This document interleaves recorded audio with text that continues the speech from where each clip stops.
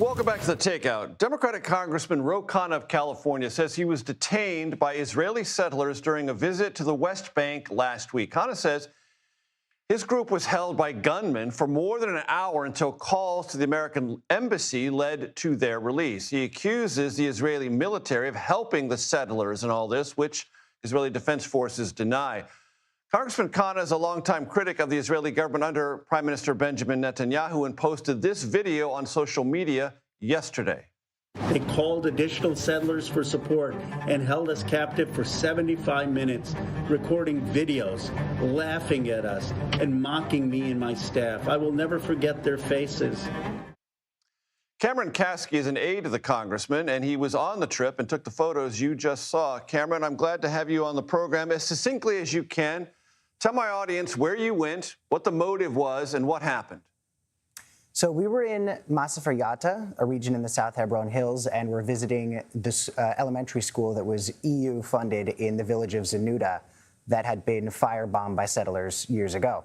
And our security expert came up to us, pointed at the car, and had a look of serious concern on his face. And in the moment, I didn't realize what was happening.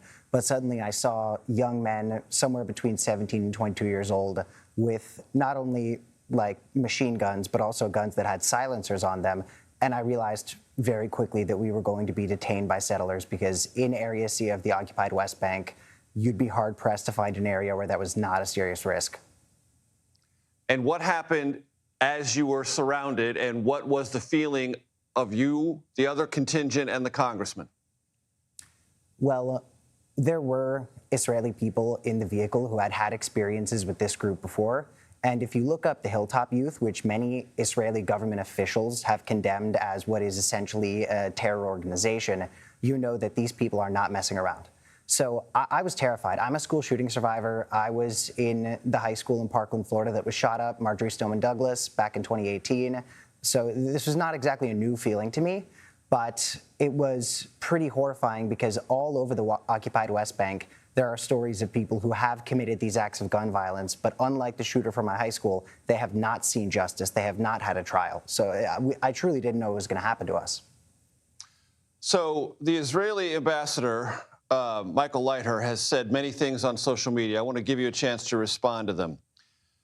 Congressman Khanna was offered to coordinate his visit with the state of Israel. He did not. He chose to conduct his visit accompanied by Palestinian activists. He went to a closed military zone without permission.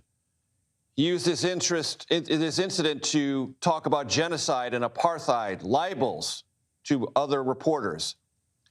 Those are the allegations. How do you respond to those?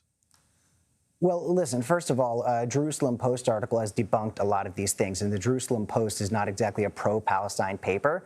But I would say, look, the Israeli military very often declares things closed military zones when they want to operate in a completely lawless way there. And I personally don't know why they go that far, because it's not like there's anybody holding them accountable anyway. But I think it's important for people to understand. A lot of people in the pro-Israel sphere in America and in the state of Israel are very upset about the settler violence. A lot of them abhor it, and there are plenty of Israeli government officials who have been calling for an end to this violence.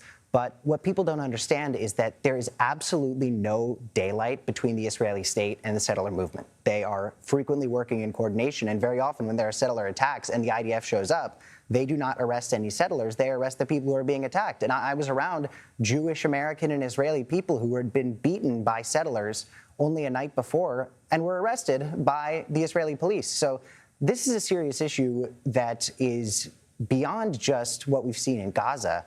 In the occupied West Bank, there is an entire way of life that the state of Israel is systematically working to not only dismantle, but in my personal opinion, annihilate. Cameron, on social media, Representative Josh Gottheimer, a colleague of Congressman Khanna, called this a stunt, a publicity stunt. What was the motive, and how do you respond on behalf of the congressman to the idea or the notion or allegation that this was a stunt? When American politicians go to the state of Israel, it is not called a stunt. They're considered as though they are visiting our ally and seeing the reality on the ground in the state of Israel.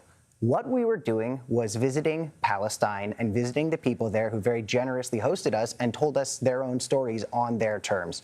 So often, Israelis and Israeli Americans are given a seat at the table when we are negotiating peace. And that's a good thing because everybody ought to have a seat at the table. But anytime Palestinians are welcome into any space, it is always in the presence of Israelis who are there to make sure that their side of the story is represented too. And again, we need those conversations. We need Palestinians and Israelis coming to the negotiating table together, or we're never going to get peace. But never in American politics are Palestinians and Palestinians only given the chance to share their human experiences. And that's what Congressman Khanna and I wanted to do. So I would say to Gottheimer, first of all, I know your political motivations, so you're obviously not going to be supportive of us hearing the Palestinian people talk about what they experience on a daily basis. But also, it isn't called a political stunt when people go to the wall in Jerusalem. It isn't called a political stunt when American politicians go see different ways of life in the state of Israel. We were simply trying to visit Palestinians, and it's unprecedented, so I understand it's surprising to people, but that's the truth of it.